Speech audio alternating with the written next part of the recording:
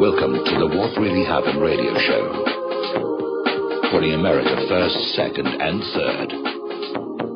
Here is your host, Michael Rivero. And aloha, America. Welcome to our show today. It is Wednesday, November 4th, 2015. Getting into November, we got a lot of stuff to talk about today.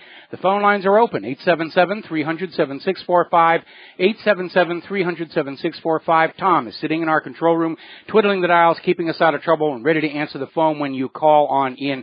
A reminder that tomorrow, our third-hour radio guest will be Yusuf Rashid, who's trying to crowdfund a GMO-free chain of stores and potentially restaurants. We'll be talking to him. Obviously something that there's a market need there, even though the providers of GMO are trying to take away your choice whether or not to eat their products.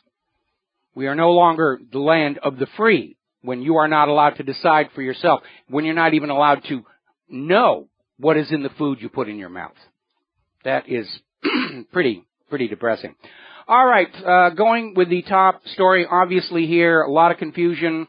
Well, not confusion, propaganda surrounding the crash of Metrojet Flight 9268 and fanning up the whole terrorist story. There's been yet another video discovered on Islamist websites by Rita Katz and her site intelligence group of a bunch of guys sitting around with fake beards saying, yes, we shot down Flight 9268.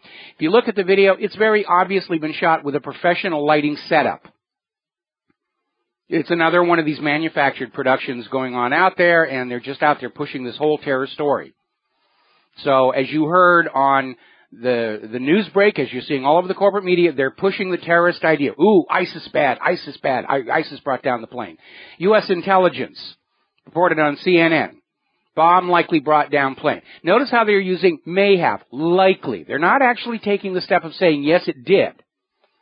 They're just out there pushing this whole thing. And CNN is saying that the latest U.S. intelligence suggests, there's another one of those gray words, most likely caused by bomb planted by ISIS or an ISIS affiliate, according to a U.S. official familiar with the matter, which is kind of amazing because the Egyptians and Russians are in charge of this investigation. And the official did say, well, there's been no formal conclusion, but we feel it was a bomb, and you should just take us at our word. And, of course, remember, these are the same U.S. intelligence agencies who told you all Saddam had nuclear weapons, for whatever that's worth.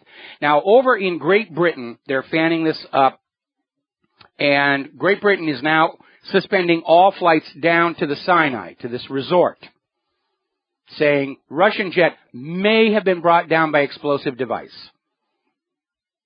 This is more of the propaganda coming out of David Cameron's office. And again, he doesn't really know. He's just out there fanning this. And the suspending of Sinai flights is for drama, because real terrorists, if they're going to bomb a plane in a particular location, they're not going to try and bomb a plane in the same location. They're going to go to a completely new area. Keep everybody running around. Getting all hot and bothered about the Sinai at this point, even if it was a real terrorist attack, is counterproductive. It's pointless. It's wasted effort. Now, the reality is saying, Egypt is saying it's mechanical failure. It's their airport. Russia is saying mechanical failure. Their aircraft. The flight data recorder indicates a problem with one of the engines as being the initiating event. No traces of explosive residue have been found on the aircraft or the bodies. The only people screaming terrorists are Metrojet itself, which is trying to avoid liability and negligence lawsuits, because they're already on the edge of bankruptcy, and the Western press, which is desperate to resell ISIS as a horrible terrorist enemy to offset the recent revelations that ISIS actually works for the government of the United States of America. That's the reason for the propaganda. And now they're stuck with it. They're fanning it up, and they have to keep on pushing it, even as the actual official reports from the investigation indicate this was a simple mechanical failure. Just a simple mechanical failure. Let's see. Going on. Tass is saying, yeah, this is all coming out of David Cameron's office. Egypt's president dismisses terror claims for Russian plane crash. The Russian media is now saying there was an explosion in one of the engines. And the lesson to take away from this, because there have been theories all over the place about how ISIS on the ground suddenly developed the ability to shoot down airliners at 30,000 feet. Others were saying, well, there was that Israeli-U.S. air defense exercise across the border in southern Israel, and yes, it is true, military exercises do accidentally shoot down passenger jets. That's happened 25, 26 times now, including TWA 800 and probably Malaysian Airlines Flight 370. But they're fanning it up there because the goal right now is to reconvince the American people ISIS is this horrible, evil enemy. Because what came out of the Benghazi hearings, what is coming out all over, is that ISIS is a tool of the United States of America. Al-Qaeda got worn out. Nobody was afraid of them anymore, especially when they found out Al-Qaeda is Arabic slang for a toilet. So they needed a new supervillain that appeared almost overnight. Remember how fast ISIS showed up? Nobody had ever heard of them. Then all of a sudden, there's the Islamic State and a whole bunch of Hollywood movies saying how bad they are. Now, the reality is, there is this formerly secret Pentagon report that has now been made public that reveals, confirms, the U.S. created ISIS as a tool to overthrow Syria's President Assad. That's what's going on here. It's just like George Orwell's 1984, the U.S. government created the enemy that they're using to scare you into obedience and subservience. This came out of Judicial Watch as part of the investigation into Benghazi. The revelation that the U.S. government was using that consulate in Benghazi, Libya, as a hub for running weapons left over from the killing of Gaddafi and sending them on to ISIS and Al-Qaeda in Syria to use against Assad. That's what the government's really been doing. But they're still out there on the corporate media saying, ISIS are bad, ISIS are bad. Take our word for it. We wouldn't lie to you. We're the government. ISIS is bad. That's what they're doing. That's why they're trying to push this terror angle. Now, Forbes magazine, for the third year in a row, has chosen Vladimir Putin for their Person of the Year, based on the fact that he is the most powerful person on Earth. Sorry, Obama.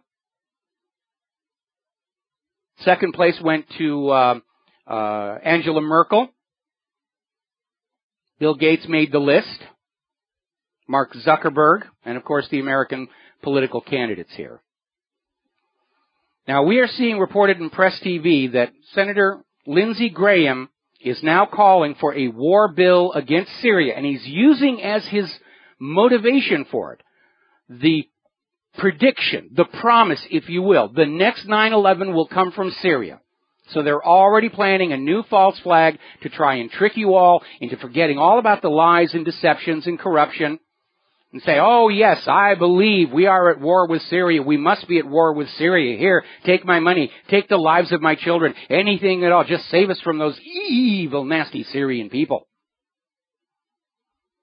Well, if there is a 9/11 coming from Syria, it's going to be carried out by the U.S. employees, ISIS. Because the motto of the U.S. government is, we don't negotiate with terrorists. They do what we tell them to because they're on our payroll. So Graham is out there pushing for another war. And the reality is the U.S. is caught between a rock and a hard place. If they can't get a major global war going, the economy is going to implode. But they can't win the war. And that's really where they are right now. There is no way out, unfortunately. We're stuck with this mess because government can never admit they were wrong, never reverse course, never turn around, go back. We got to take a break for commercials. We'll be right back. Aloha, America. Welcome back to the show. I'm looking at the Fox News feed, and it's the latest on plane crash investigation, and they have all these American talking heads already talking about who would do this. They're already proceeding from the assumption it's a terror attack, and you should never doubt it. But notice, this story on the latest on the plane crash investigation isn't quoting any of the official investigators. There are no Egyptians being quoted or cited or interviewed on the show, no Russians, except for statements made by Metrojet, which has a serious financial incentive to want to lie and say it's a terrorist attack, because otherwise they're looking at liability and negligence lawsuits up the yin-yang. And they're already hovering on the edge of bankruptcy. So they're hammering this as hard as they can. And somewhere down the road, the official report will come out, mechanical failure. But in the meantime, the American people have been reminded what terrible people ISIS are, and how could you even think the U.S. government was giving them guns? Harumph, harumph, harumph. We're going to grab a phone call here. Dustin in New Jersey. Aloha. Welcome to the show. What's on your mind? Yeah, hi, Mike. Yeah, there was a bomb on, I think they're doing this to try to put, I don't know if they're going to try to sell this to, like, Radio Free Europe or whatever, but I think they're going to try to paint Vladimir Putin and the Kremlin into, like, thinking maybe the Russian people think that they're covering up something, I think that was the plan, but he's got a 90% approval rating. I mean, they'll follow him through the inferno. What we saw the spin yesterday where they're basically coming out and saying that ultimately Putin is responsible for the Metrojet crash because if he'd minded his own business and stayed out of Syria, it wouldn't have happened. That's the propaganda spin coming out. If Vladimir Putin is to blame for all those dead people, how could he? And it's not really sticking. And we've reached a stage where the American people are understanding they're being propagandized. And the U.S. It won't work with the Russian people, though, because he'll get 100% approval rating. No. They're not caring about the Russian people. What they're trying to do is recapture the propaganda initiative with the American people because they've lost it. They've lost control of the minds of America, and they don't know how to get it back. They just keep coming out with more and more spectacular lies. They're trying to resort to the big lie tactic, which, if you've ever read Mein Kampf, Hitler was warning against its use. One of the big lies you've been told all your life was that Hitler was advocating the use of the big lie in Mein Kampf. No, that isn't what he actually wrote. He was warning the people saying, you will fall victim to really huge, spectacular lies. Your gut will just want to go along and say, oh, how horrible, it must be true. And that's exactly what we're seeing now, where we're seeing an escalation of ever more hysterical claims being made about what's going on in all these countries, and they're not getting the traction with the American people. Hey, Mike, on that Wailing Wall wrecking ball, everybody needs to watch that video. Hey, was Jimmy Carter like one of the only people who wouldn't get on his knees in front of the Wailing Wall? Yeah, and that's why Israel didn't like him. Israel wanted him gone. And, of course, when he came out with his book, Peace Not Apartheid, Israel denounced him as a Jew-hating anti-Semite who wanted Hitler to come back and gas all the Jewish babies in the ovens 3 times. Well, I'm from New Jersey, and I don't think Chris Christie can get on his knees. Well, he can get on his knees. Getting back up is going to be the trick. But they've got a lot of construction cranes in New Jersey. Thanks, Mike. All right, thanks an awful lot. We're going to let you go. All righty, now, story coming out of Blacklisted News. Documents have surfaced confirming that the U.S. government has been planning a ground invasion of Syria since 2012. Just like we found out that the war in Afghanistan was already sitting on Bush's desk when 9/11 happened. So that every time Barack Obama got on TV and promised you no boots on the ground, he was lying to you. He knew he was lying to you. Keep that in mind the next time he opens his yap on TV. What the U.S. government tells you they're doing and what the U.S. government is really doing are not even in the same time zone anymore. Another story coming on out from Russia Insider, based on recently uncovered documents, is showing that all the way back in 1957, Moscow was defending Syria from covert U.S. attempts to change the regime. Like I said, this is the game the United States has been playing since at least the end of World War II. Go on into other people's countries, cause a ruckus, overthrow the government, put in a dictatorship to loot the place for the benefit of American businesses. And they have done it roughly, they've tried 50 times, succeeding about half.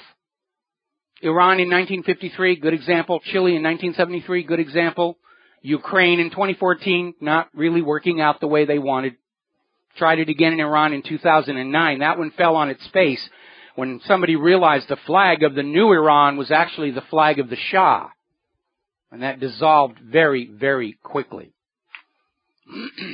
Now, John Kerry is out there still trying to convince everybody that the U.S. is relevant in Syria. He's out there saying that the United States wants cooperation with Russia. but Moscow must decide to settle the political part in Syria. In other words, Kerry's still trying to pretend like the U.S. is calling the shots in Syria. They aren't. That's it. Syria's government is calling the shots in Syria. Russia is there at the invitation of the Syrian government. The United States is not. And this is a desperate and pathetic attempt by Kerry to convince the American people that the U.S. is still in control over there. And they're not. Another story has come on out here from antiwar.com. One of the groups that the U.S. is constantly talking about, the moderate terrorists, the not quite so nasty as ISIS, moderate terrorists, they only do little acts of terror, so it's okay for us to support them, is the Syrian Alliance. And apparently, after a considerable amount of investigation by various groups, they've come to the conclusion there actually is no group, the Syrian Alliance. It's a made-up name by the United States to try and rebrand the terrorist groups they've been supporting. It's a rebranding. The U.S. is designing its propaganda using advertising executives. And having worked in advertising a lot of years myself, I can tell you that's a very poor choice. They talk about branding, and they talk, and they're thinking in very short time spans. But they're saying basically this group, the Syrian Democratic Forces, it appears to exist in name only. They put the name Democratic in there to try and trick us all into saying, oh, well, they're democratic, they're for democracy, we must support them. That's the reason they made up the name, to trick you out of more of your money and the lives of your children. Current estimates are that there are between 25,000 and 30,000 foreign hired mercenaries fighting for ISIS, or at least that's the count before the Russians started coming in. I have a feeling that number's been whittled down a very great deal, as these hired mercenaries do not risk their lives in combat, because then they don't get to cash those really fat paychecks they're getting from the U.S. government. So they've probably, for the most part, skedaddled. More after these commercials. Hello, hi, America. Welcome back to the show here, and I'm watching on the Fox News feed, and they've moved off of, of course it was terrorism with the Metrojet crash, and now they're pounding on why we really should be thinking about invading Iran. And they were recycling one of the Iranian hostages from 1979, and how terrible it was that Iran did this. And of course, if you remember what I mentioned before, in 1953, the U.S. government overthrew the elected government of Iran, Mohammad Mossadegh, and they imposed the dictator, the Shah. And the Shah brought with him the Savak, the secret police, trained by the CIA, to basically brutalize and torture any Iranians who stood up and said, look, we'd like to run our own country. And in 1979, the Iranian people had enough, and they kicked the Shah out. And that's why the U.S. wants to make war on Iran, because once you are a puppet state of the American empire, you stay a puppet state. Once you are conquered, you will stay conquered. Don't you understand the rules that we all just made up? So they're already pushing that. And with Lindsey Graham's comment about a new 9/11 coming, and corporate media hitting terror, terror, terror, Iran, Iran, Iran, Iran, I'm getting a strong sense that Washington, D.C. is finally realizing that they have lost the initiative on this project to dollarifize the Middle East, bring the world back to Bretton Woods and the petrodollar. They're running out of time because their credibility is draining away rapidly. Egg timer time. And they may be ready to try one final push to do anything to get us all fired up and back infected with the war fever. But they're laying it on thick. They're laying it on with a trowel. Meanwhile, Russia continues to succeed over in Syria. 2 most wanted terrorists killed in Hama. Actually, they were killed by the Syrian army. Russian fighter jets are continuing to hit ISIS positions near the border with Lebanon. And Russia has said that they're basically going to stay in Syria as long as Syria has to fight terrorists of any kind.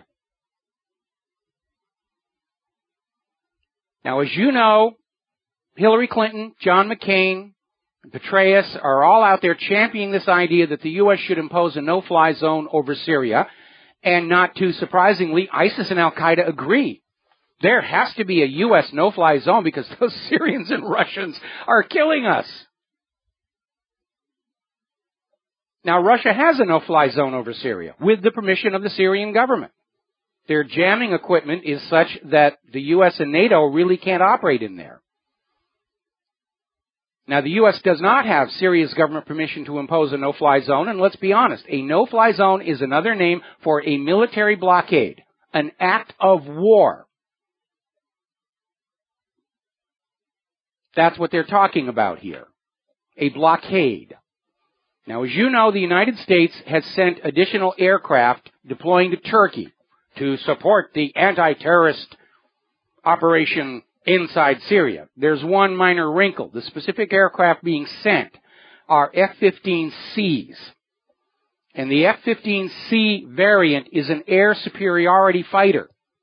It doesn't have an air-to-ground capability. It's not designed to drop bombs on targets on the ground. It's a dogfighter.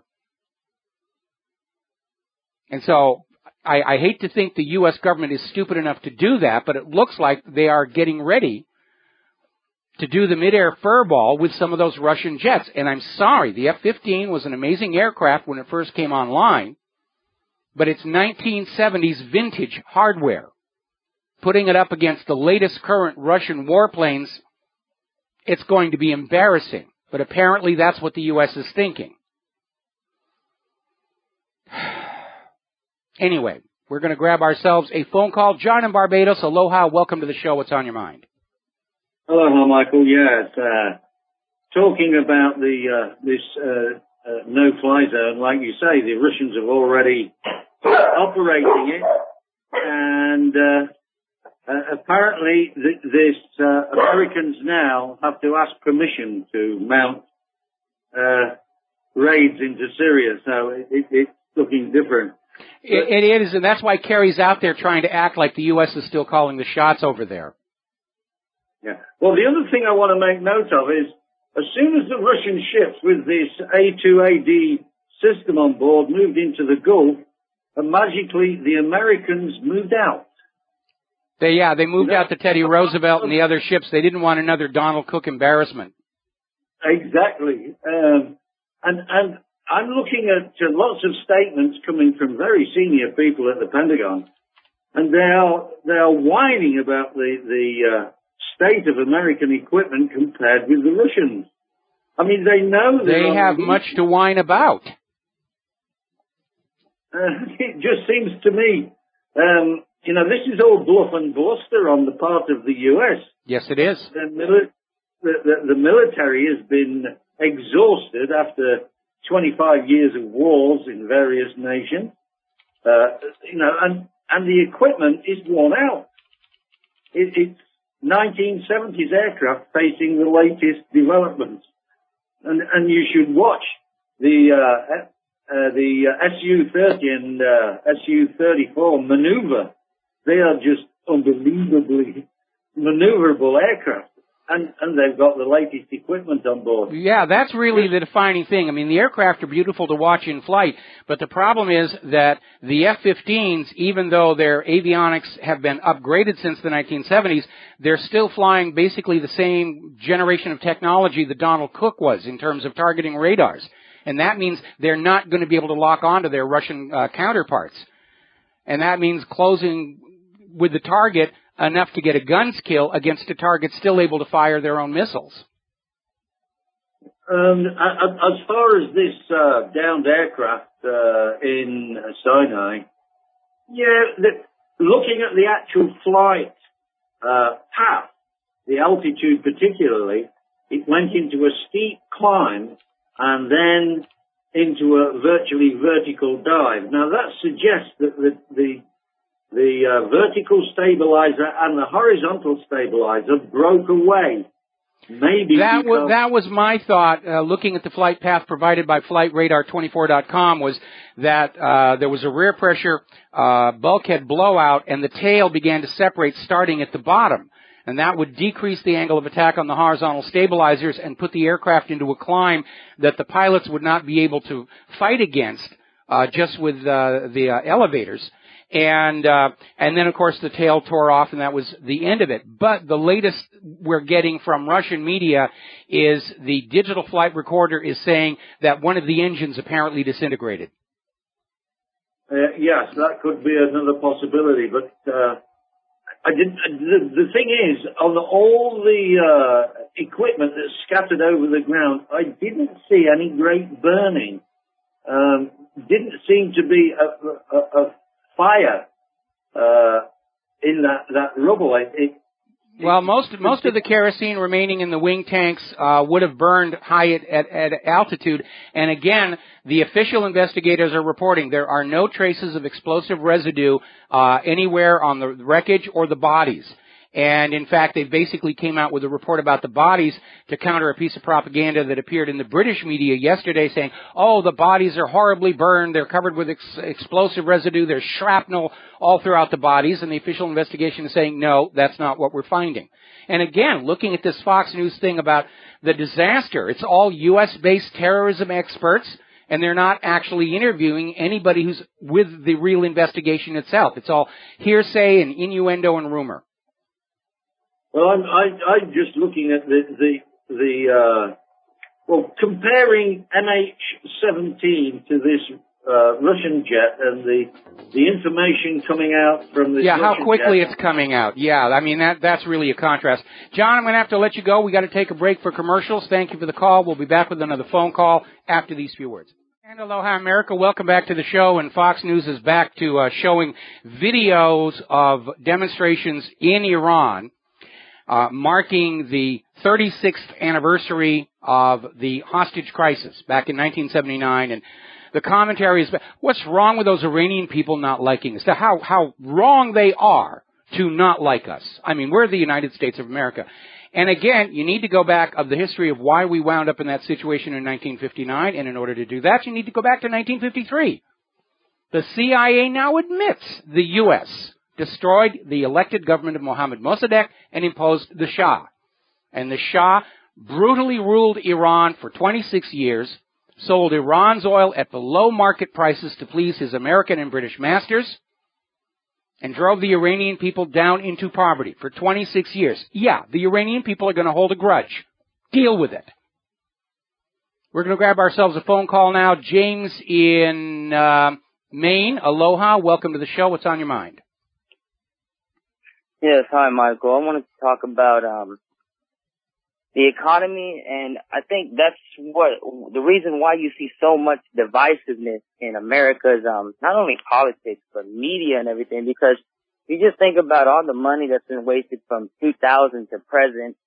You know, what could better that money have been used? You know, could be used, you know, to better the human race. You know, for all we know, and you know, they're trying to get us divided on, you know, these little social programs and immigration and sudden spending when you even said it yourself, you know, look in Greece and then look in Ukraine. You know, in Greece, they'll tell the people, you know, no, you got to work harder. You got to pay this. You got to keep paying this. But then in Ukraine, they're like, how much do you need? Where do you need it? And who do you buy from? Yeah, it is. It's a very obvious contrast, a double standard. And again, it's all about maximizing profits for the money junkies.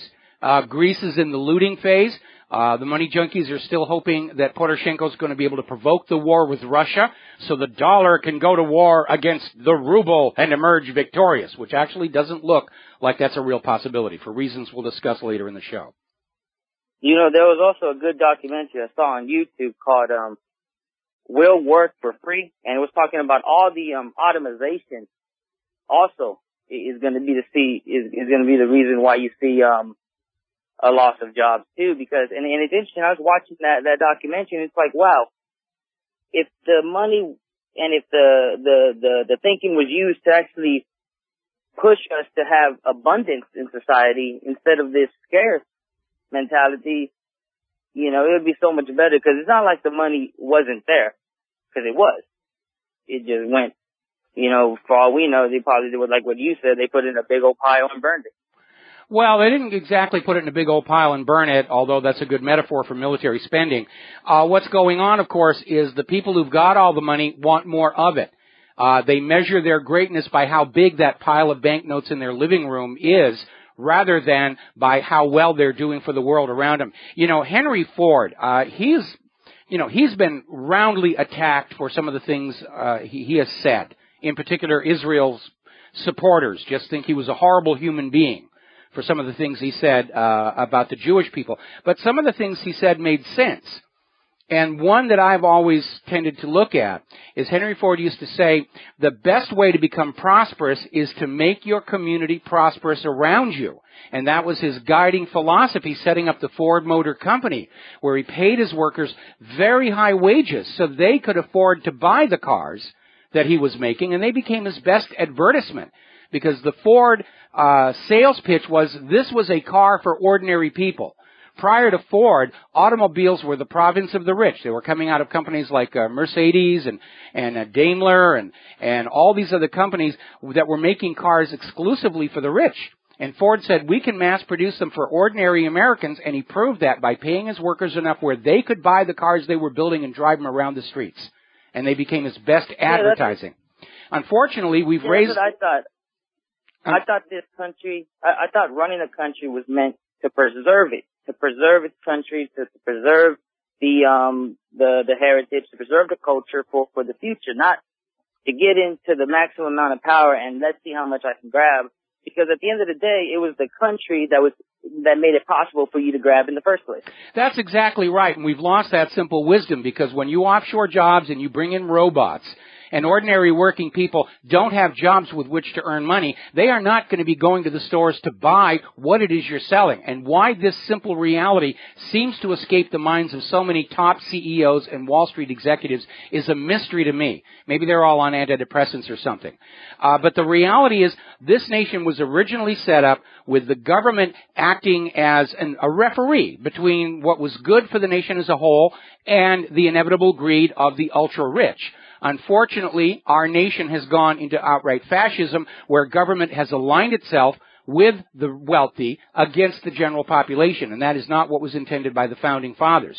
The Founding Fathers did not intend for a powerful, tyrannical central federal government. They deliberately designed the country so that authority and power were distributed all across the country at all levels of society, to the counties, to the states, and the federal central government itself was broken into three parts to keep watch on each other. There was never supposed to be this incredibly powerful central executive just writing the laws from his desk, but that's where we are right now. Where are they going to go, though? Even if they do get everything, like if there's no America for them to do what they want and to think what they want, who else is going to let them do what they want and think what they want? I mean, the Spanish Civil War, was a good example of that one. I mean, you could bring down some. That's the thing, like, where are they going to go? Where are they going to go if there's no America and no American ideal? And, nobody's going to be like, yeah, you could do what you want. Yeah, we'll let you keep on. Yeah, you can keep all your money. Well, you hit on something that's another part of this agenda to blur everybody together. Because in order to have opposition to oligarchy, the opposition has to have a sense of group self and identity. And that's another reason for this attempt to flood America with illegal immigrants and flood Europe with these refugees is so people lose track of who they are as a people, and it makes them less able to organize and stand up to the government. And we're literally heading into a new dark ages in world history, or we're heading into a global version of feudalism where the ultra-rich own everything. And we all spend our lives working merely to have permission to live on their land, live in their houses, wear their clothing, use their money. No boss, no God, huh? Well, it is terrible. And, the fact that we've been through one dark ages doesn't mean we can't have another one. I mean, look at the heights of Rome and Greece and those ancient civilizations, and it still didn't save the world from a new dark ages. And I see very easily how the current excesses of government and the abuses of science could take us into a whole new dark ages when the economy implodes, and it's something we've got to be on guard against. It's just a modern dark age where the medicines and the technology is only if you have the money to afford it, and not even if you have the money, but even if you just know the people. Well, frankly, considering how dangerous modern medicine is, I'm perfectly happy to let the ultra-rich have it all to themselves. Might solve a few of our problems, if you think about it. That is true. Okay? The earth knows what to give us, no? Well, the earth really doesn't care about us. The earth is oblivious to the actions of humans, and all these people talking about we're destroying the Earth. No, we're not. The Earth's been around 4.5 billion years. It's going to be around another 6 billion, more or less. We can destroy ourselves, and we're well on the way to doing that, but the Earth is going to be just fine. A volcano could do more in a year, more in one eruption than we could do more in a whole year, right? Oh, absolutely. I mean, just on that issue of carbon dioxide and greenhouse gases, I mean, just dying life in the ocean produces far more greenhouse gas than all human activity. But, you know, you're blamed for it so they can get your money in obedience. That's what it's all about. Yep. Well, nice talking to you. Nice talking with you, Michael. All right, nice talking. Thank you very much for the phone call, James. We're going to let you go. We're coming up here on our top of the hour news break. And when we come on back, we're going to be talking more about what's been going on in the Middle East and the absolute duplicitousness of the United States government that is telling you ISIS and Al-Qaeda are our declared enemies in the war on terror, and then we find out ISIS and Al-Qaeda have been working for the U.S. government all along. Just hold that thought. We'll be back after the news break and these words from our sponsors. And aloha, America. Welcome back to our show. Hour number 2. The phone lines are open, 877-300-7645. We have a caller waiting on the line, but before I take the call, did you catch in the news break that all of the Western claims of a bomb on the Metrojet are based on intercepted communications? This is their excuse for not listening to the Egyptian investigators and the Russian investigators who are still saying mechanical fault. But we overheard somebody somewhere say ISIS did it. Probably saw that new slickly produced video and said, aha, if ISIS is claiming credit, we should take them at their word, and it was a bomb. It's already beginning to fall apart. Okay, we're going to grab a phone call here. Keith in Montana. Aloha. Welcome to the show. What's on your mind? Well, I wanted to thank you because you shook your head at the news at the same time I did. You know, I have to refrain from, like, slapping my forehead with my hand because it tends to break these headsets. Yeah. Anyway, I sent you an email on that bomber thing over Montana, Wyoming, and North Dakota. Did you read that? I got the one about snow in Arizona. Was there another one I missed? Yeah, I sent you a big bombing thing involving 80-some-odd bombers and stuff that they're going to do a bombing thing here starting around December there. But it sounds like a massive military buildup. Oh, well, they're definitely practicing for World War. I mean, here on Oahu, the military aircraft are flying around and, you know, they're violating the floor requirements and rattling the windows here. They were actually doing live fire artillery drills on this island a couple of weeks back, and that was a little unnerving because we didn't know that's what was going on, but we could just hear all these explosions going off. And fortunately, one of our neighbors is with the police department and said, "Oh yeah, we were notified. They're up there practicing with their big guns." You know, I'll resend that email to you. You can read over there, but it's supposed to involve 35,000 square miles of that Powder River training complex, and it's supposed to divert 88 civilian flights. And I mean, it goes on and on. It's a pretty good article, though. Well, yeah, they're really rehearsing for World War III, aren't they? Yeah, I'll tell you. I hope that no innocent dogs get killed, though. Yeah, that would be the red line for me. That would absolutely be the red line. Okay. All right, take care, Mike. All right, thanks an awful lot, Keith. We're going to let you go here. Now then, no less a prestigious, I use the word loosely, corporate media outlet than the Washington Post is now confirming the United States was supplying weapons to ISIS through Turkey. Even the Washington Post is now admitting it. That's why we're seeing this big corporate media propaganda push to remind you all that ISIS are bad, ISIS are evil. How could you even think the U.S. government was actually supplying them and training them and funding them? Meanwhile, over in Iraq, their forces captured a couple of ISIS leaders who have admitted they are receiving military supplies and intelligence support from the United States in Iraq.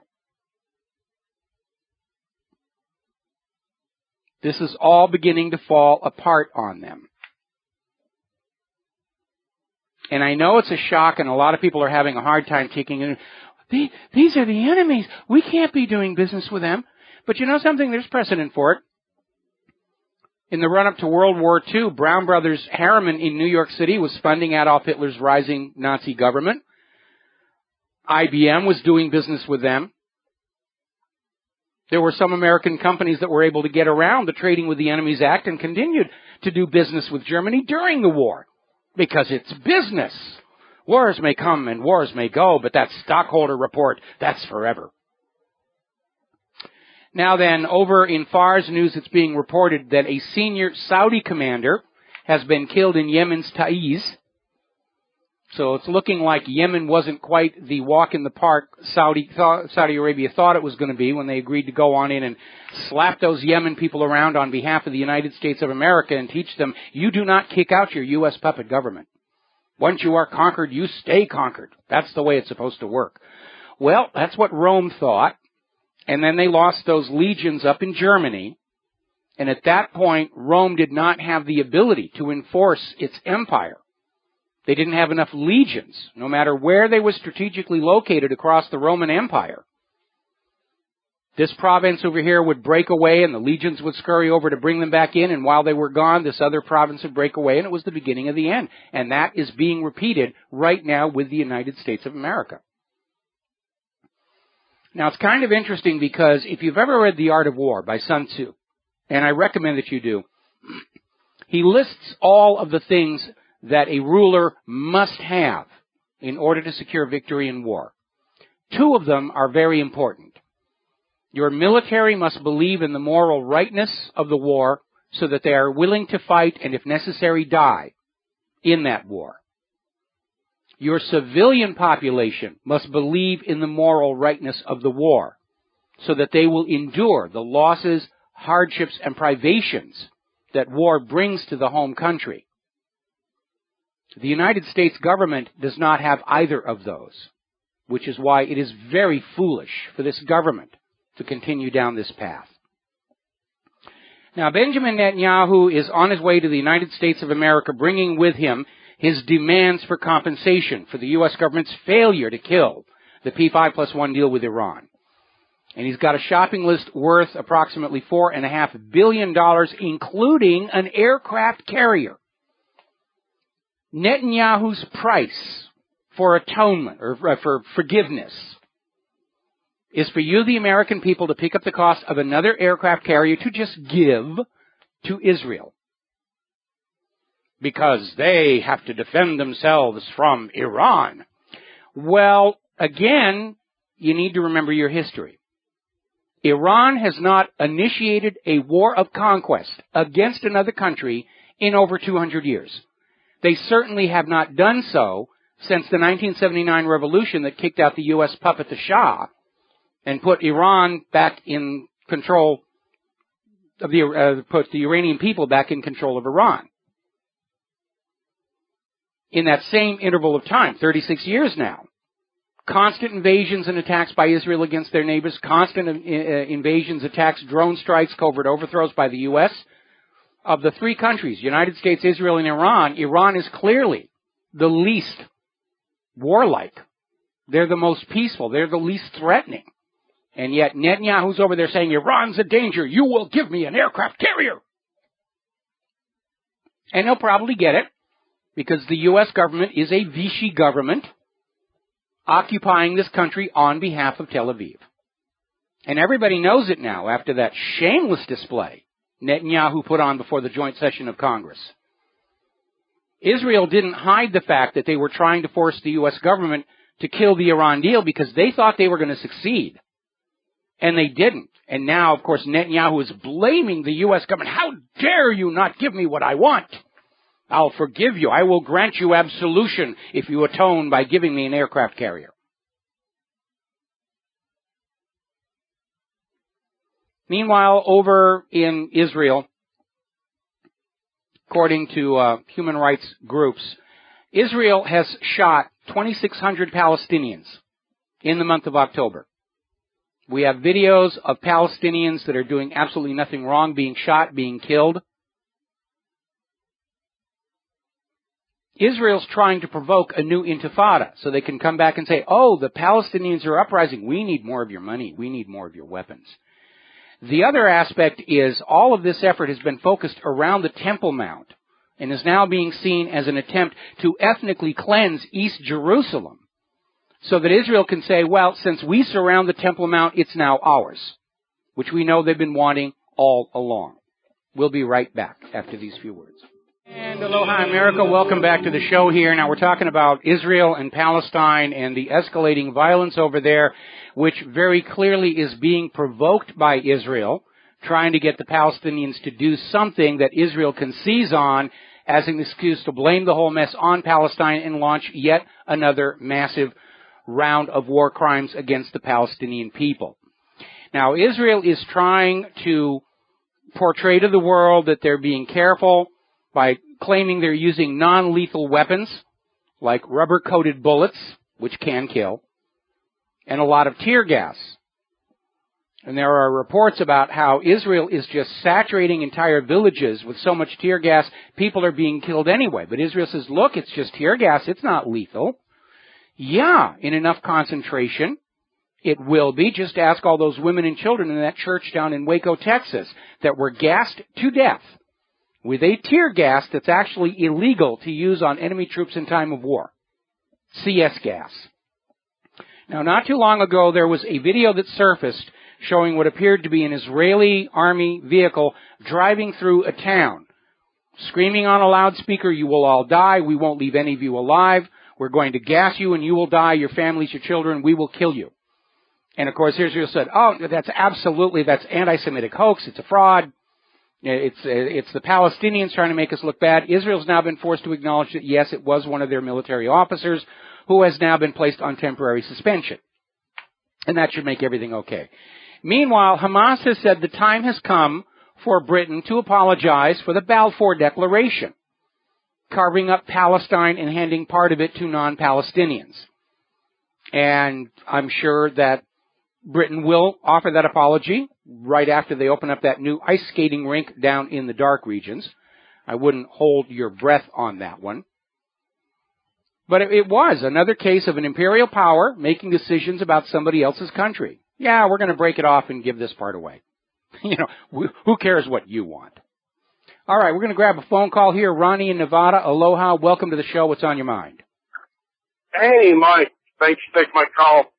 Well, first off, if you go around this country and, I drive truck, part-time for work and stuff like that, but when you go around driving truck, you see what goes on. These people are worried about, next Sunday's football game. They're worried about going on a camping trip. They're worried about, I asked, some of the people, well, are you a little concerned what goes on in this country? Oh, well, I thought we had a recovery going on. I mean, when the government, you got to give the government credit for one thing, when they could dumb down 3/4 of the population, and I'm so stupid. Ronnie, can I interrupt for a second? Ronnie, let me interrupt you. Sure. First of all, it's not 3/4 of the population. The people who are out there talking about going to the football games or going camping are the people who are still doing well enough in this economy where they can afford to go to football games and take camping trips. And these people don't want to look at what's going on because they don't want their luxurious lifestyles to be disrupted. But they are a rapidly dwindling minority. The middle class is vanishing from this country by design. And when they lose their ability to go to the football games or go on camping trips, then they're going to really start looking at just why this came about and how, they didn't do anything wrong, they didn't change, therefore something else is the reason for the imposed poverty. Well, I agree with you to a degree, but if you take older couples that are driving these big motorhomes, their only concern is, I got my retirement, I'm going to travel. Their concern isn't worrying about if they're going to be free or not anymore. They're comfortable. They're comfortable. Why should they worry? They're comfortable. The problem is the number of comfortable people in this nation.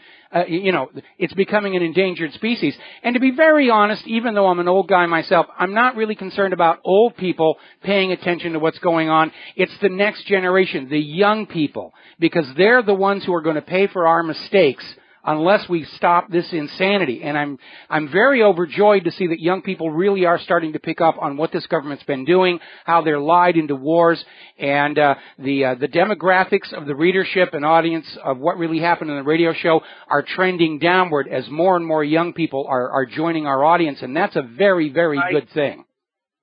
I absolutely agree with you.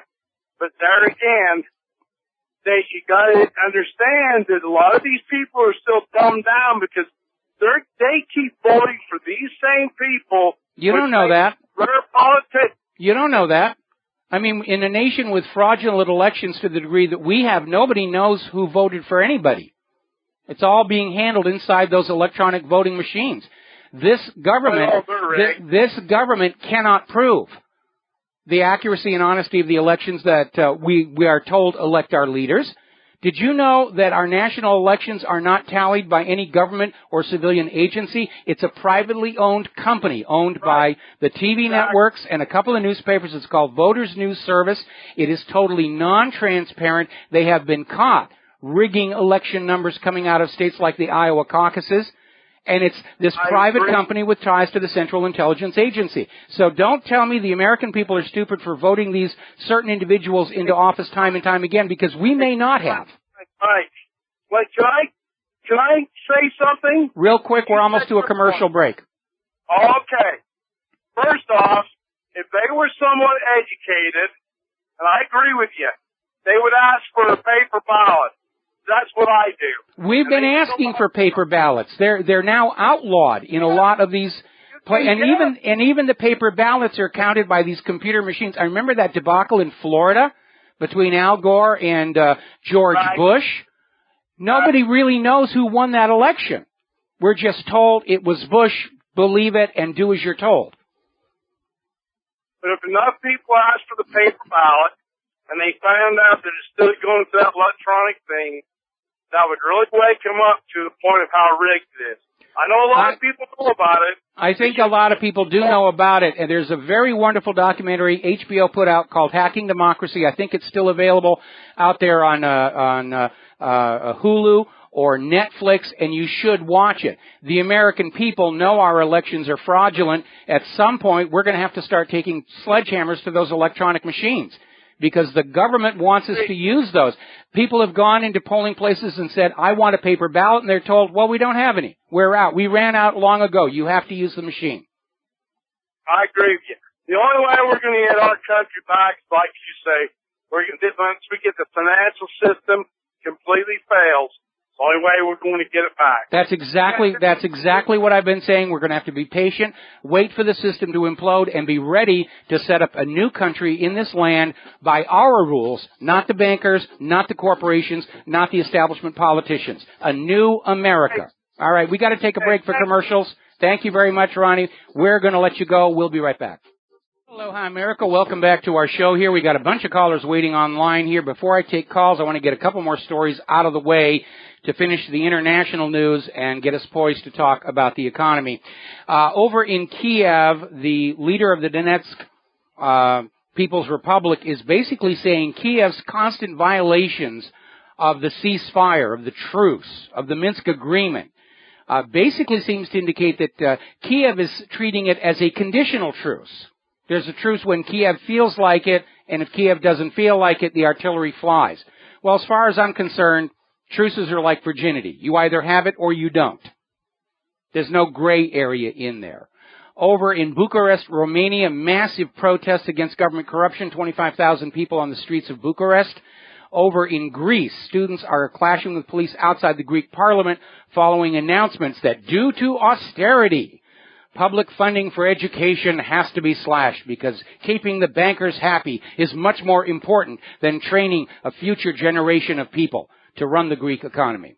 All right, we're going to start taking phone calls here. Mark in North Carolina. Aloha. Welcome to the show. What's on your mind? Mark, are you there?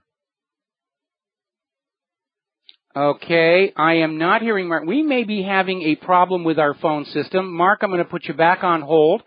See if I can hear George in Texas. George, are you there? Okay. All right, I'm going to put George on hold and see if Ken in Massachusetts, are you there?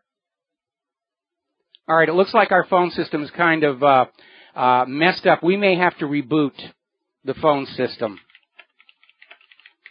All righty, getting on back to the news here. I'm going to talk about the economy now. Over at the Federal Reserve, Janet Yellen is trying to assuage criticism of not raising the short-term interest rates by saying, you know, we might do it next month in December. It's a possibility. You know, don't get on our case. We may raise the rates a little bit to try and get inflation under control, and it's all talk. The Federal Reserve won't raise the rates. They can't. Wall Street is being propped up by virtually interest-free cash. And when that stops, the markets are going to collapse because there is insufficient underlying value of the stocks to support those current prices. They've been rigging the stock market up high so the politicians can point to it and say, see, the economy's great, we're in a recovery, the stock market is soaring, and if you are hungry and homeless and jobless, it has to be your own fault, and you shouldn't blame us, the government or Wall Street. We're doing really well, you know, and it's all your fault if you're not. But they're caught in a real pickle because this market rigging done as an emergency procedure has now become mandatory. They're hooked to it. They're hooked to it right now.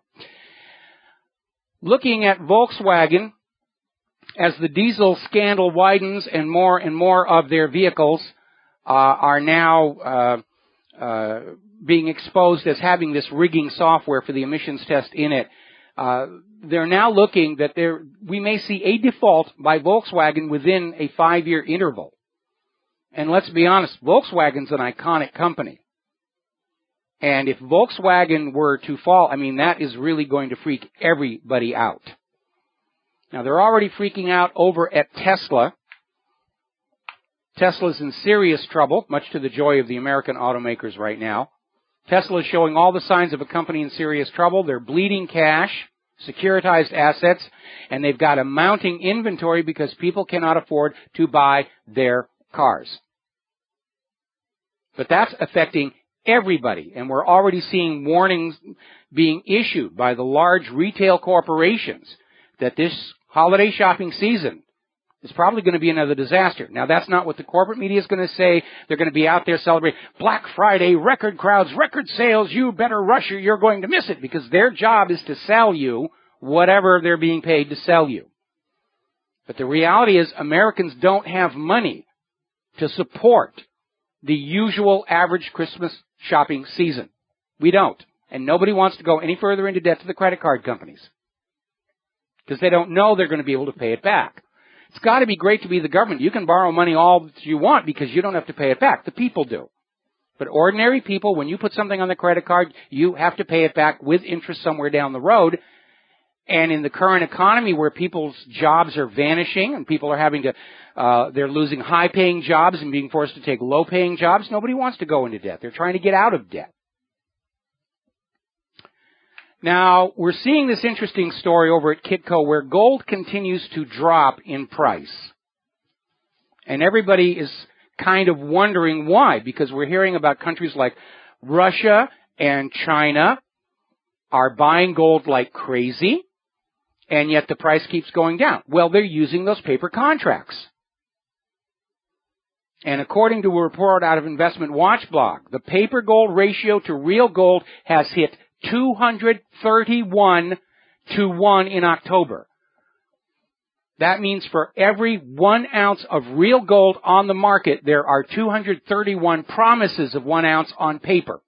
That's absolutely unsustainable. They're using those paper contracts to keep the gold prices down.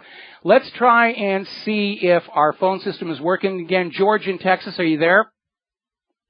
How you doing, Mike? Can you hear me? Yes, I can. We got our phones back.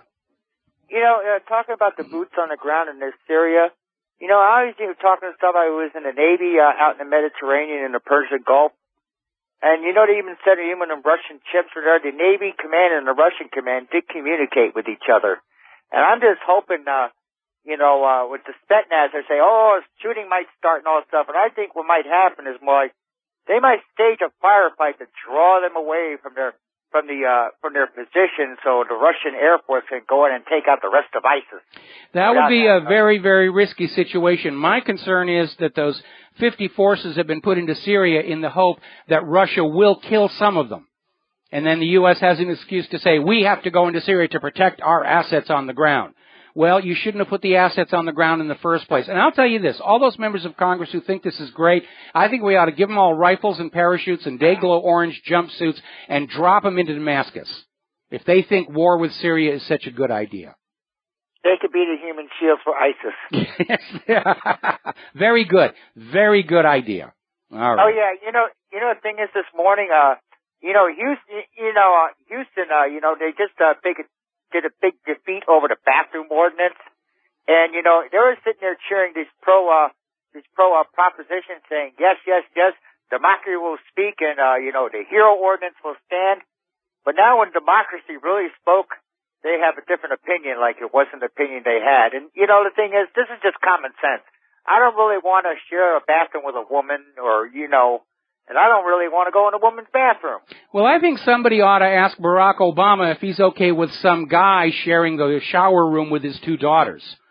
That we'll get an honest opinion then, I think. Yeah. Well, have a good day, Mike. All right, thanks an awful lot. We're going to let you go here. We're going to switch over here to Mark in North Carolina. Aloha, welcome to the show. What's on your mind? Hey, Mike, two things. One, that guy called before that he's seen people traveling and stuff seemingly comfortable. Mm-hmm. A lot of people are just living off of borrowed money. They're always sending me cards and stuff like that. I don't use them because I know I've been in trouble with them before, Well, yeah, and right now our entire system, they're handing out credit cards to anybody with a pulse. That's how desperate they are to keep this little Ponzi scheme going. I'm the same as you. I get these applications all the time. They go right in the shredder. That's what I do too. I just tear them up, and that's it. Because I'm not going to live above my means. That's all there is to it. I know they want you to do. I've done it before, and I'm not going to do it again. Well, much of the middle class lifestyle we have been shown is all bought and paid for with borrowed money. It doesn't represent wealth. It represents accumulated debt. We got to take a break for commercials. Mark, got to let you go here. Thanks for the call. We'll be back with more phone calls now that our system is back online after these few words. And aloha, America. Welcome back to our show here. And a couple of quick economic stories. Then we're going to take phone calls again because the phone lines are lighting up like a Christmas tree. Or a Hanukkah bush, depending upon where you're coming from.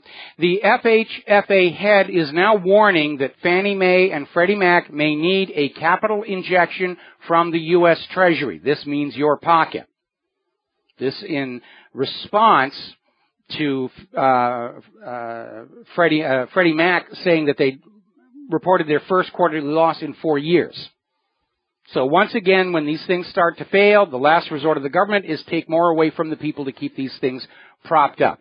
Now, as you know, a couple of days ago, Congress raised or voided the debt ceiling to avoid a catastrophic default of the U.S. government by plunging us deeper into debt. And did you notice, no sooner had the bill been signed than the national debt reported by the U.S. Treasury Department's website jumped by $339 billion, confirming that the U.S. Treasury website had been concealing the fact that the U.S. government had already gone past the debt ceiling 4 months ago. They are so sneaky over there. All right, let's grab some phone calls here. We're going to go to Bob in New Jersey. Bob, aloha. Thank you for waiting. What's on your mind? Hey! Aloha, Mike. Okay, all right. I have to blow all my leaves to the curbside. My concern is the topsoil. It's being depleted. All these trees, they're dropping their leaves, and we're bringing them to the front curbside, and the city takes them away. It may not be sustainable because we got like 6 inches of topsoil that's solar powered and powers all life on this. You know, you actually raise a very, very good point. The way nature is supposed to work is all these leaves, and for that matter dead animals, are supposed to decompose right there, and that's what creates the topsoil for the next generation of plants. And in our desire to be clean and pristine and sterile, we're taking a huge wealth of biomaterial and throwing it in the landfill. Mm-hmm. Absolutely. It just doesn't make any sense. No, it doesn't. These plants are, oh gosh. Okay. It's organic material. It's supposed to be. You're absolutely right. We should just be leaving it where it goes and let it decay, and don't pile it up because that's a fire hazard. But yeah, or mulch it up, even better. Get a mulcher and mulch it up so it looks intentional and just leave it there. Bob, gotta let you go. Got a lot of phone calls coming up on the news break. And so we're going to go here to Ken in Massachusetts. Aloha. Ken, welcome to the show. What's on your mind? Aloha, Mike. What's on my mind is why doesn't this country notice, they should have noticed, that Turkey's been blackmailing us for years and years and years. And what are they blackmailing us with? Well, we have bases in Turkey, and to fight the Middle East fiascos, and we're paying double what we should pay for a military base. They're blackmailing the EU over the refugee situation with the people coming across from Syria and all other places, and they're getting the pipelines coming through Turkey. That's really the issue, yeah. Everybody, this is all focusing on letting certain pipelines go through and preventing other pipelines from going through to basically shift the wealth among the various large oil corporations who are very heavy campaign donors. But they're standing as a middleman to any kind of graft and corruption they can get their hands on. They're standing as a middleman to get some money out of it. And we should do something about it. That's all I'm saying. Well, I think a lot of these problems are going to sort themselves out as the whole global economic system tears itself apart. Ken, thank you for the call. I'm going to let you go, and we're going to grab Brendan in New Jersey. Aloha, Brendan. Welcome to the show. What's on your mind? Hey, Mike. I have a question with regards to Clinton now targeting Sanders. Do you think it's going to backfire on her with regards to how he basically let up on the last debate with regards to the whole Benghazi scandal as to he might, start targeting her more with regards to her testimony, or is it just another show? It's just another dog and pony show. I mean, Hillary's got the Democratic nomination sewn up because she's got the superdelegates on her side, and the superdelegates are going to override anything the Democratic voters are going to do in the primaries. In fact, at this point, it's almost a waste of time for the Democrats to even bother voting in the primaries.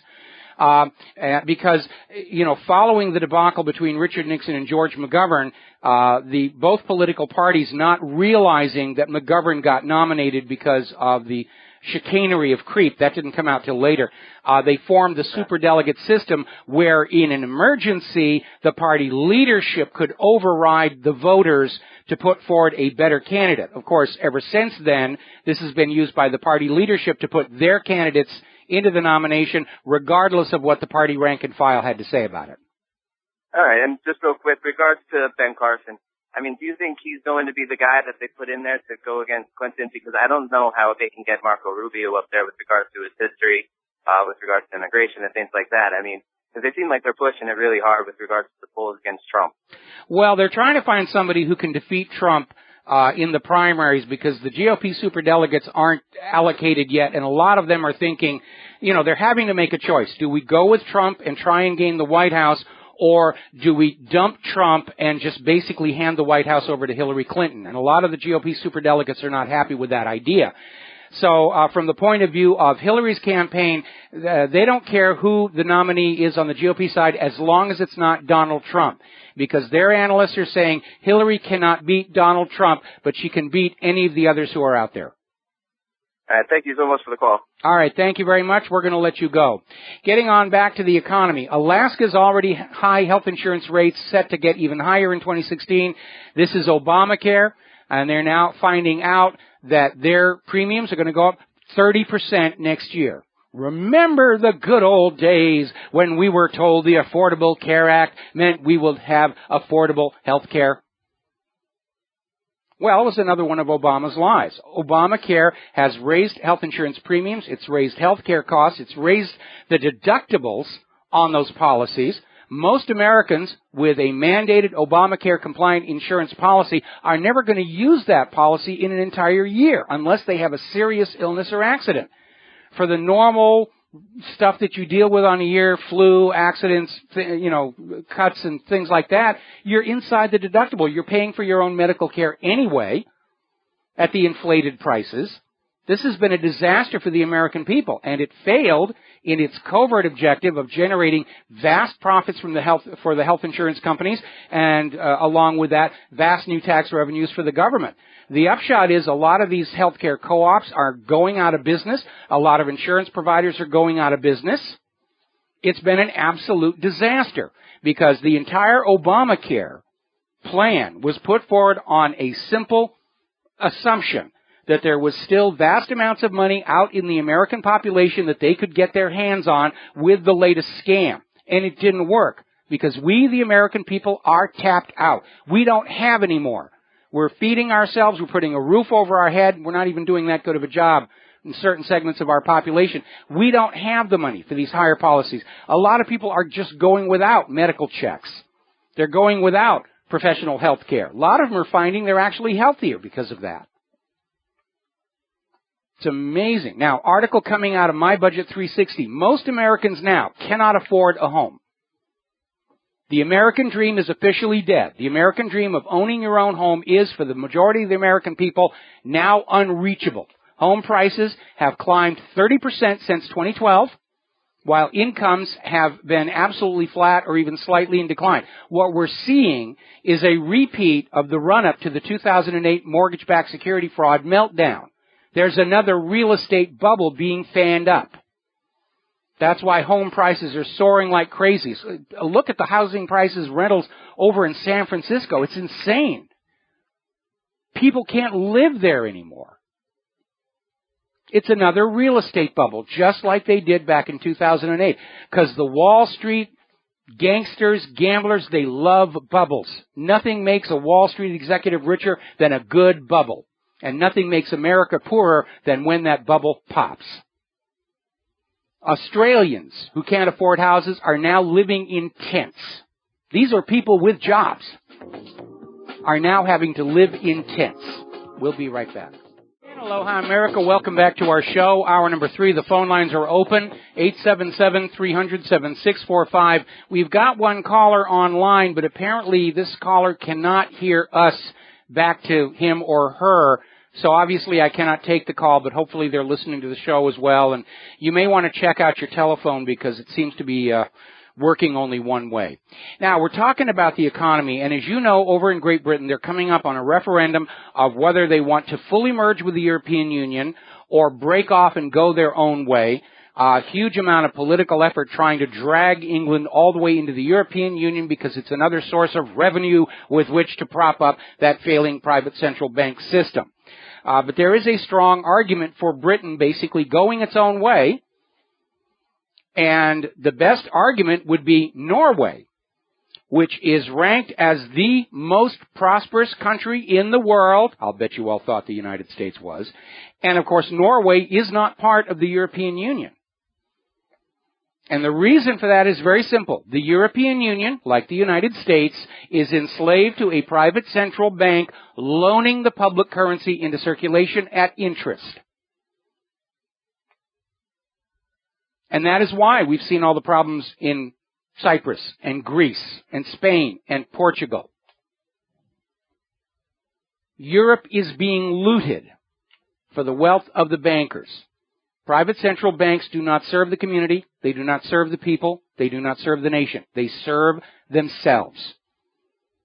If you want a prosperous nation, the best way is to go back to the system the United States started with, where the government issues a debt-free currency, spends it into circulation to buy what the government needs.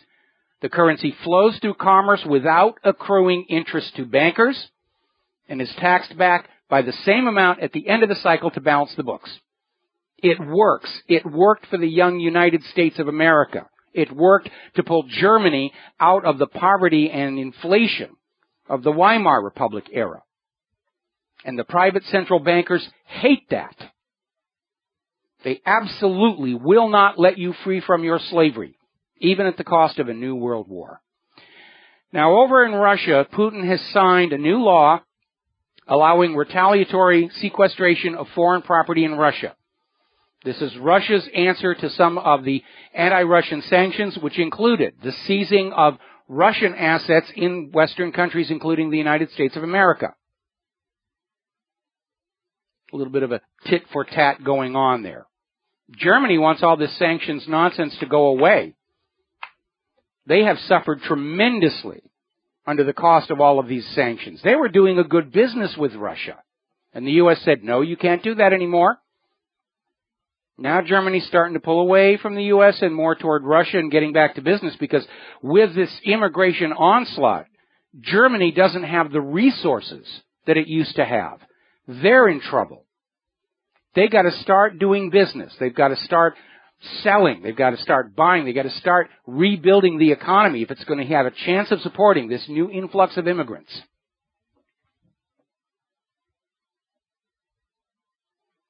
Now, back when this whole let's go after Russia thing started, the U.S. started using the SWIFT electronic funds transfer system as a political weapon. Do what we say or we'll unplug you from SWIFT. And of course, inevitably, when they started doing that, when they started weaponizing SWIFT, other countries started saying, you know, we're tired of being dependent on these U.S.-centric systems. We'll do our own. And that's exactly what they did. Russia's clearing system, the parallel to SWIFT, is up and running as of right now. U.S. dominance of the global financial system is eroding, and it is because of the way the U.S. abused that privilege and position.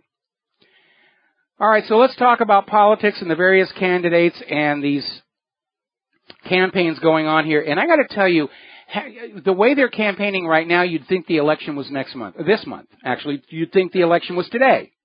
It's November 4th. We still have an entire year to go, and we're being saturated with it. And I got to tell you, seeing the campaign start this early is having the same effect on me as seeing the Christmas decorations up in the department stores before Halloween was even over. I'm burned out on it already. I'm ready to take all of these candidates, toss them into an arena with swords, let them have at each other, and whoever comes out with the most bodily parts still intact, they get to be the next president. The global pay-per-view rights on this would probably wipe out the national debt completely. And then we could all go on back to doing our lives and not have to pay attention to all this constant squabble about this candidate said this candidate responded, the polls are doing this, the polls are doing that. Now, Obama is wading in on behalf of his party and his party's presumptive nominee, declaring that making Hillary Clinton Secretary of State was one of his best decisions, which, when you look at things like Obamacare, may in fact be accurate. Was it a good decision? Obviously not. Just ask those people who were in the Benghazi consulate. Or ask anybody in Libya, or Syria for that matter. But Obama is saying that's his best decision, making Hillary Clinton Secretary of State. And if that was his best decision, that tells you the rest of his decisions were really pretty bad. Now, Hillary is out there running around. It's pretty much certain with all the superdelegates on her side that she's going to be the nominee. But she's running into trouble in terms of the general election. Hillary got into this just assuming that she had the vagina vote. She was going to be voted in because she's a woman, and all the women were going to say it's time for a woman president, and we'll vote for you on that basis alone. But then you remember we got Barack Obama being told it's time for a black president. And look at the mess he's made. And maybe it's time for the American voters to raise our standards a little bit and start picking our politicians on the basis of accomplishment, rather than they fit into a politically correct category. Oh, we've got to have one president who's black and one president who's Hispanic and one president who's a woman and one president who's gay and one president. You could just go down the shopping list. Because quota-based hiring hasn't produced excellence in industry, it certainly is not going to produce excellence in government. We have the last 7 years to illustrate that. But Hillary's in trouble because women are very insulted by her. Her hypocrisy of going on out there as a defender of women's rights and freedoms stands in stark contrast to Hillary Clinton's record of suppression and abuse and smear jobs and attacks on all of the victims of Bill Clinton's insatiable sexual appetites. So she doesn't have a lock on the woman's vote, doesn't have a lock on the Hispanic vote. Hillary's plan to get the White House is to make sure the GOP nominates somebody she can whip. Same strategy Richard Nixon used. Sabotage the Democratic campaigns of everybody except George McGovern because we can beat George McGovern. Hillary knows how Nixon did it. She served on the Watergate Committee. She's had a college-level education on how to mess up an election.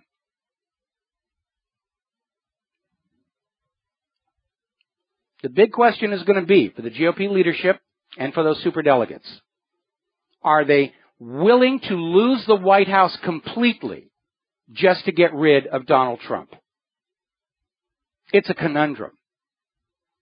If they want that White House, they'd better get on Trump's bandwagon. If they don't want Trump, they might as well kiss off the White House right now. They might as well just hand Hillary Rodham Clinton the keys to the White House and have done with it.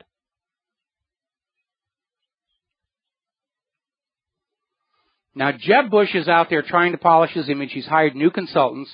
He's out there with this comment, I eat nails when I wake up. Tough talk. And all it does is underscore that he's actually a very weak individual.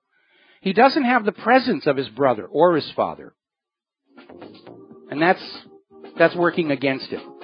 His campaign's in trouble. He's on his way out. We got to take a break. Back with a phone call after these few words. Aloha, America. Welcome back to the show. Boy, we've got a lot of phone calls today here. I'm going to get to them in just a second. I want to hit this story real quick. Ted Cruz's relationship with the GOP is under strain right now because a company owned by Ted Cruz's campaign manager has been hired to help defeat Senator John McCain in his GOP primary. So everybody's switching sides. Whoever's got the money, they're going to get, and that's going to cause some friction.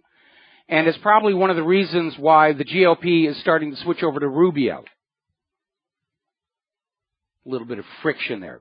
Ron Paul has now officially endorsed Donald Trump for president. And we have a video that's on the front of WhatReallyHappened.com from 25 years ago. Interview with Donald Trump. And it shows that his views have been consistent. What he's saying today was what he was saying 25 years ago. Unlike our current professional politicians who are going to say whatever the polls tell them you want to hear. And they flip-flop back and forth here. All right, let's start grabbing some phone calls here. And we're going to start with Andrea in Oklahoma. Thank you for waiting all this time. What's on your mind? First of all, Obamacare has gone up. It went from, for a three people in a family, from $1,100 per month to $1,700 a month. And see, I mean, that's like rent for a lot of people. That's how much they're paying on rent. That may be a whole pay. That's the month. That's a whole month paycheck. And for people, and I'd say that's probably above most people's, what they make in a month here in Oklahoma. And then you've got taxes, the home, taxes come up here in, December. And then you have to pay insurance on your home, which, when it gets that high, you start shopping around, hopefully, if it isn't all included in your mortgage. But you can't live and breathe. I mean, if on that, it's like, where is it going to get too high? I mean, it already has. It's already too high. $1,100 a month was too much to pay. But it's like, they've got to see that we can't do that. And no, they don't.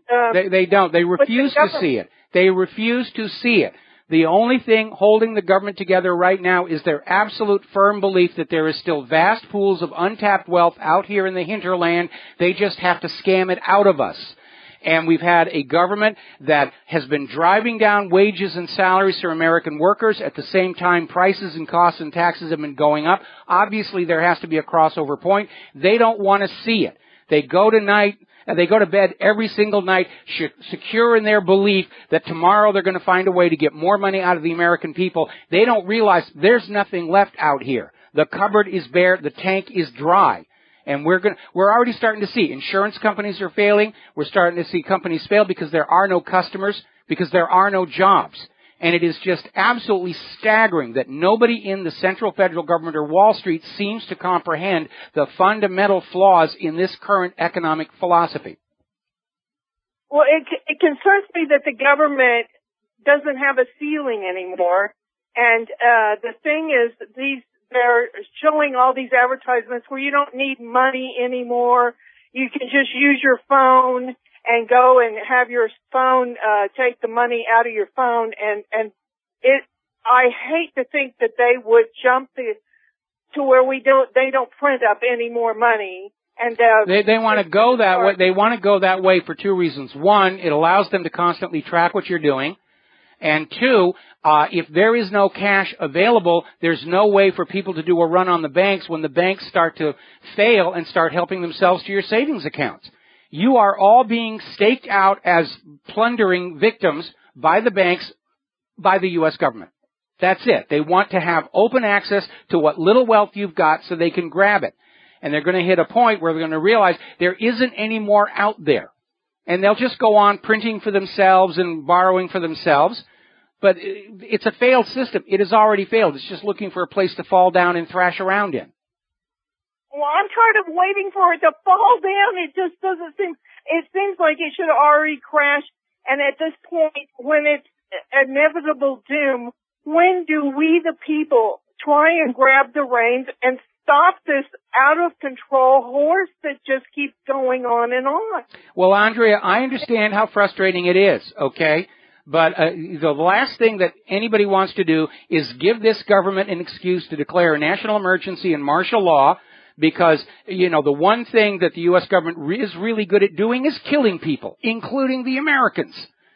We've already got torture centers already across this country, but we know that they cannot keep this up much longer. Where this wartime economy is coming apart at the seams.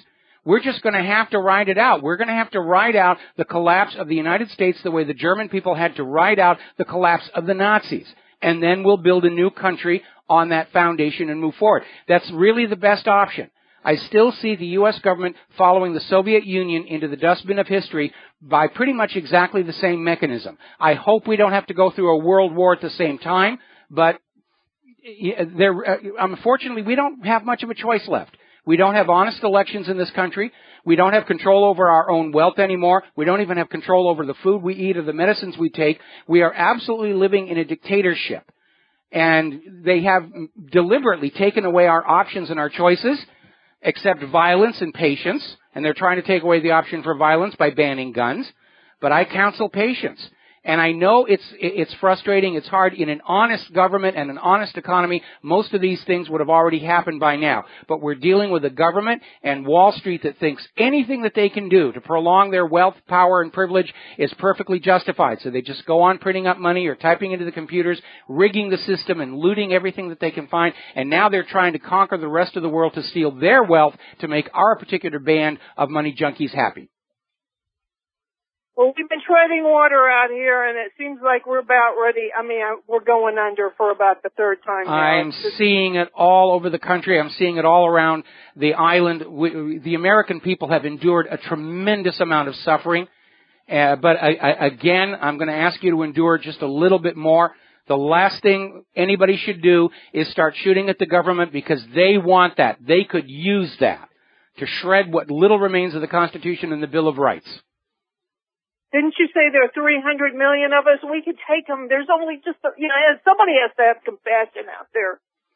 Well, let me share how this is, if it comes to that, how it's going to work. Nobody ever fought a successful revolution by starting a revolution.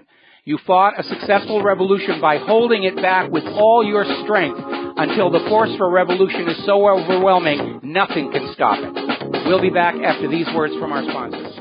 Hi, America. Welcome back to our show here. Now, there's a new report out by the Legatum Institute that finds that Canada is the freest country in the world.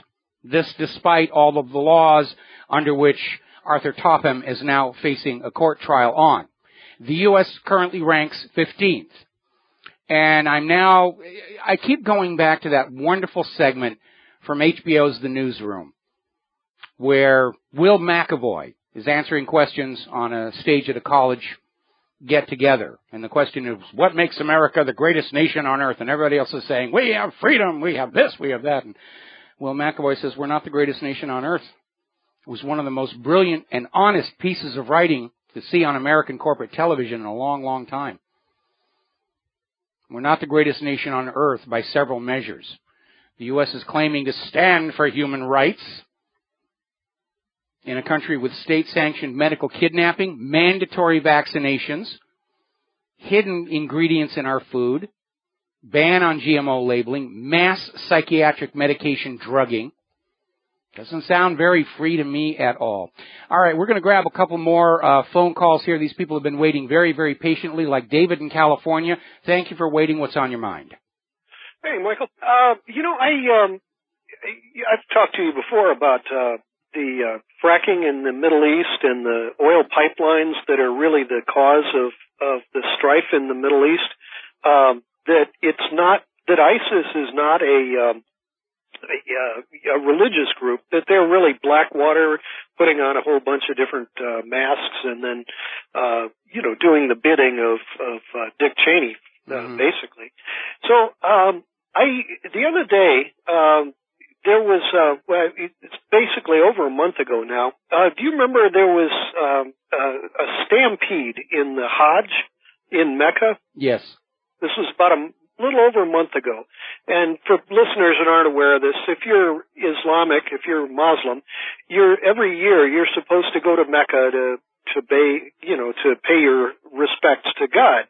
Well, they take millions of people there. It's a huge operation. As I understand it, they have 22,000 nurses on duty when Hajj is going in the height of its Hajj week.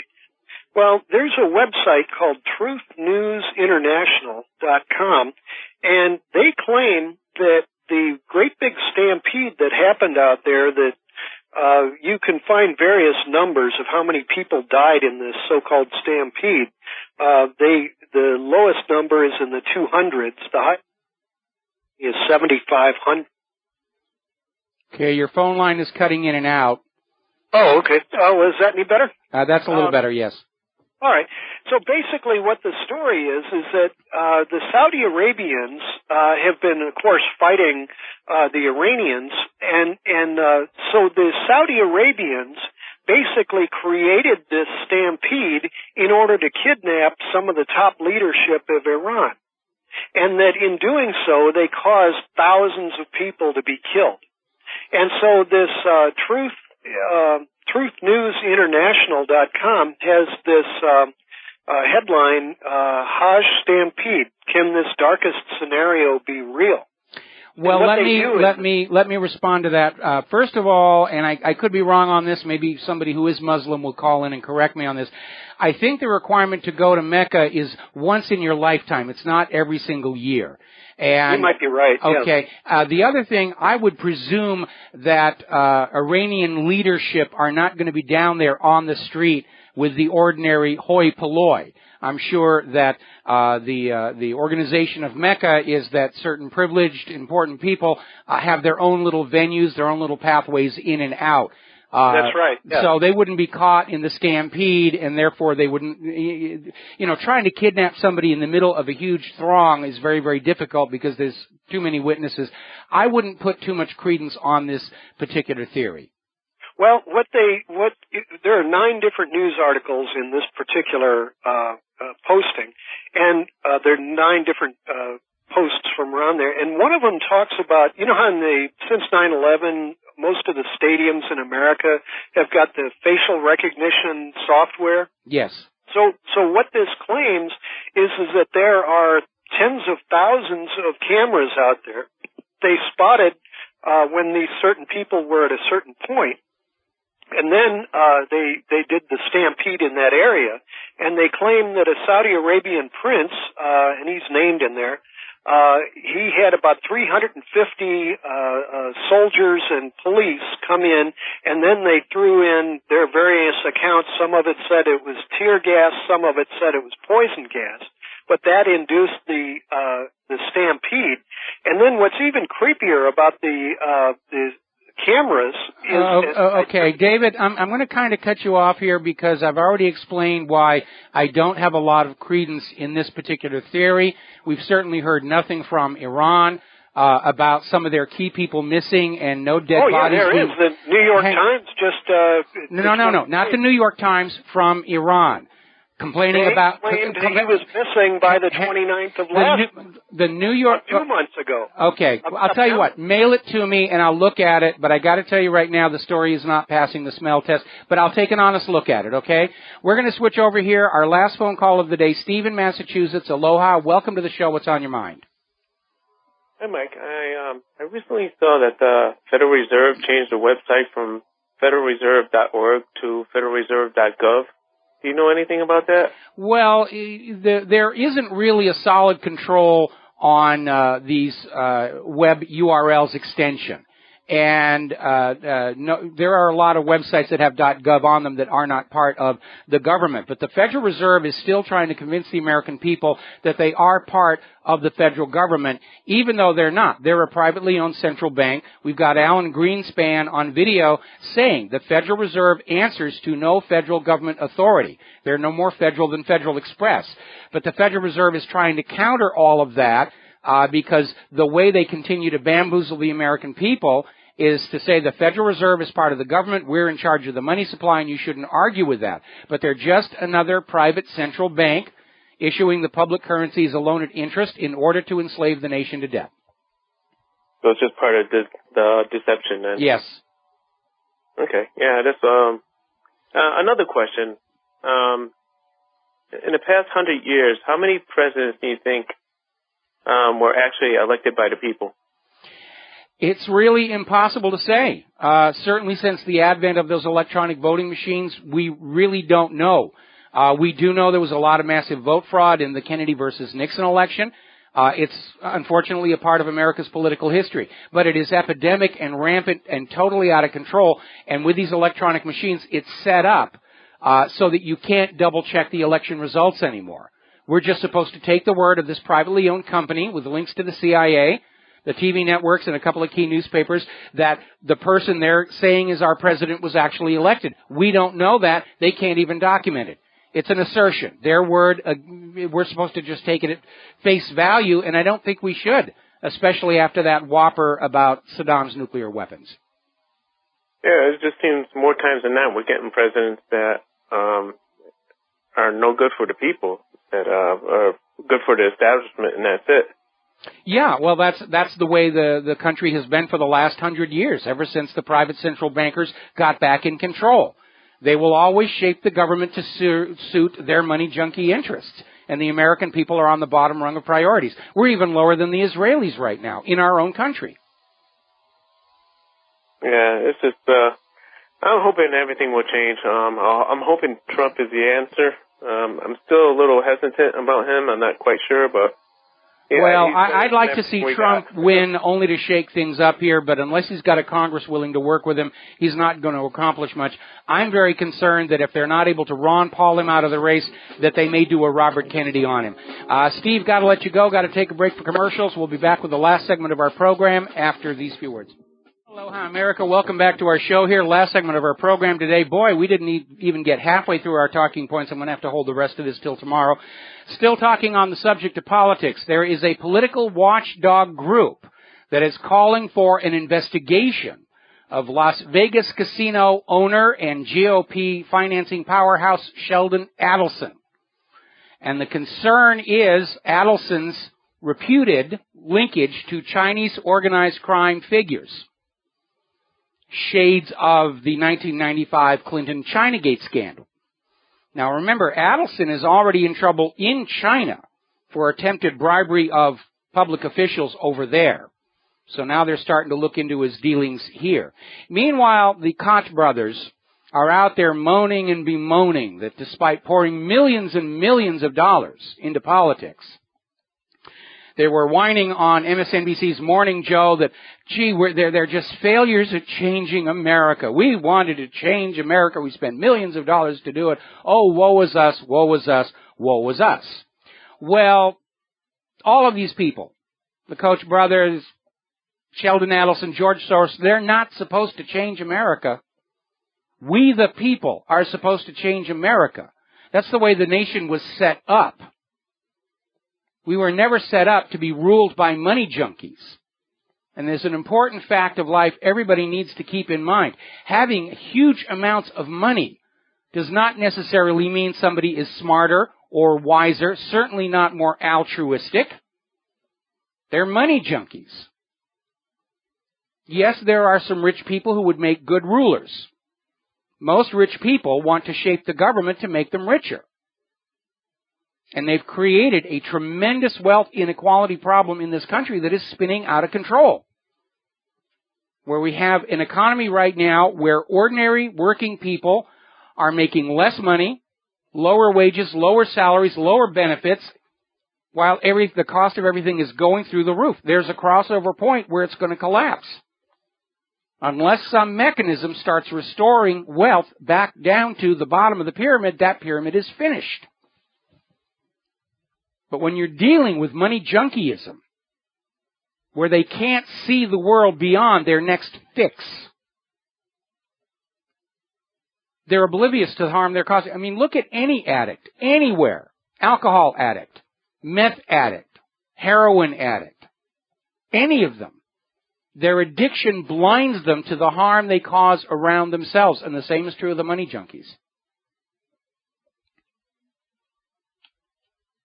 So, French police are searching the office and home of the National Front founder, Jean-Marie Le Pen. Apparently they're investigating him for tax evasion through the use of foreign bank accounts. Also in France, the cartoonist Zion has been arrested for anti-Zionist work. And the complaint is from a drawing representing a balanced and unbalanced weight of several historical crimes of Israel. And one cartoon showing a Palestinian child stabbed by an Israel-shaped knife. This from the same country that insisted the illustrations from Charlie Hebdo that were insulting to Muslims and Catholics is protected free speech. Hypocrisy, thy name is France. Anyway.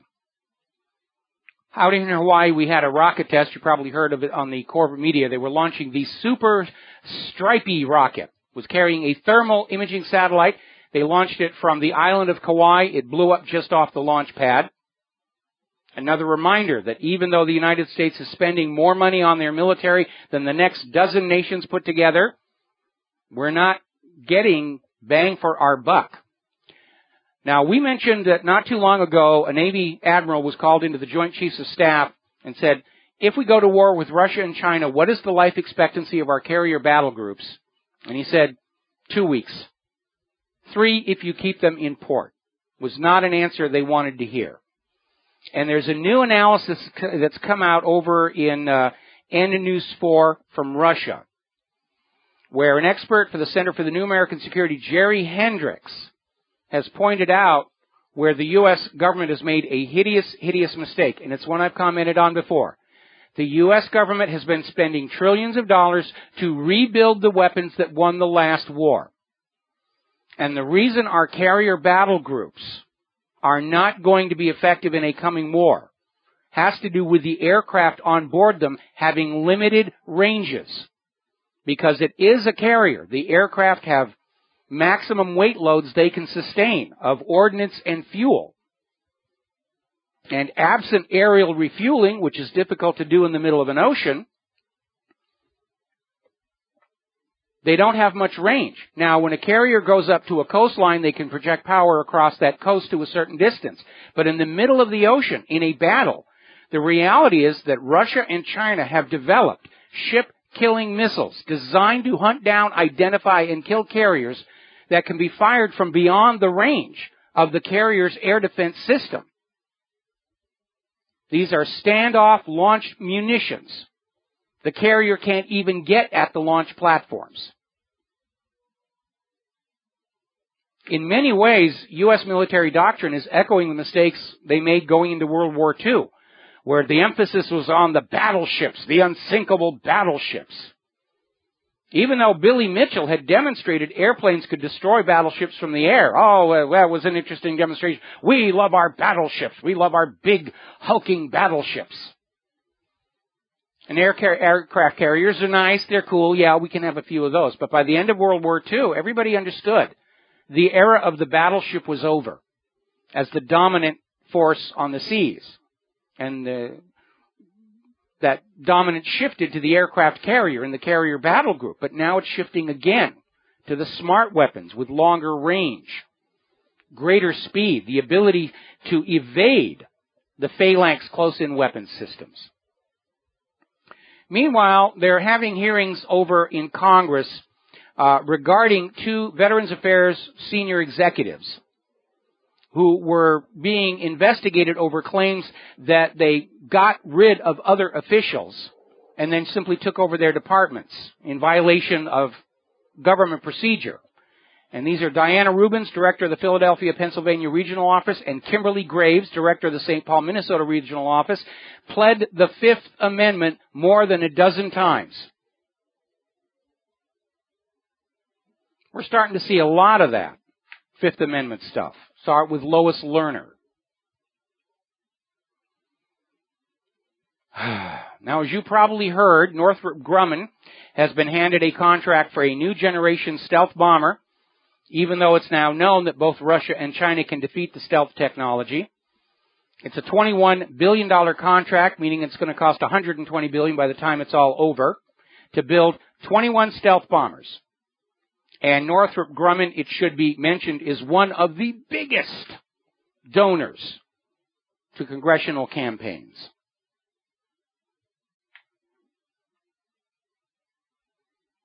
Okay, let's see. Quote of the century. Today's European politicians are test tube politicians. I guess they're having the same problem in Europe we have here in the United States of America. We don't really have statesmen and stateswomen running for office, except for Donald Trump. They're all manufactured mannequins. They wear the clothes, they speak the words that are created for them. They're actors on a stage. And they've got the same problem over there in Europe. Basically saying that because they're actors, they'll say anything to get elected, and once they're elected, they're going to do what their masters and owners tell them. A lot of stuff about the immigration crisis. We're going to have to take that into tomorrow here. The Maldives have declared a state of emergency. They've got major public unrest following an assassination attempt on the country's president. I wonder if it's another U.S. destabilization. And let's see. Obama is now federalizing the police in 6 U.S. cities, ostensibly because of the police abuse in those cities. Now, we know federalization of the police has been an agenda for the federal government. Maybe that was the reason for the police abuse, to build a justification. There's the music. Time for me to get out of here, get something useful done with the rest of the day. We'll be back here tomorrow, Thursday, on the Genesis Communication Network. Until then, please make a point of calling your local talk radio stations. Point them at gcnlive.com. Ask them to carry our programming. It is working. We're getting affiliates. Thank you very much to the Riveros Rangers, and Aloha America.